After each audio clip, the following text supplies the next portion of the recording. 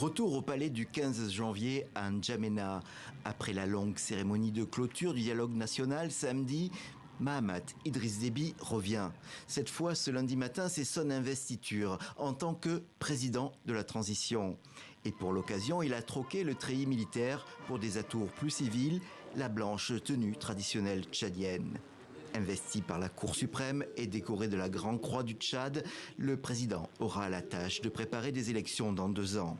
La deuxième phase de transition que nous entamons sera pleinement consacrée à la mise en œuvre des conclusions du dialogue national inclusif et souverain et à la mise en place d'un gouvernement d'union nationale. Mahamat Idriss Déby a été longuement acclamé dans la salle, mais beaucoup d'opposants ont quitté le dialogue national depuis des semaines, de même que certains groupes armés rebelles. Néanmoins, ces appels au rassemblement ont été entendus par certaines personnalités politiques, classées pourtant dans l'opposition. C'est normal qu'il y ait de la contestation. Je pense que c'est un signe de vitalité de notre démocratie.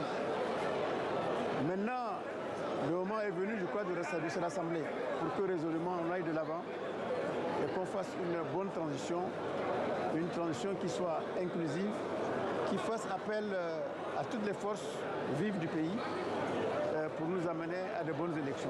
L'accueil est beaucoup plus tiède dans la communauté internationale.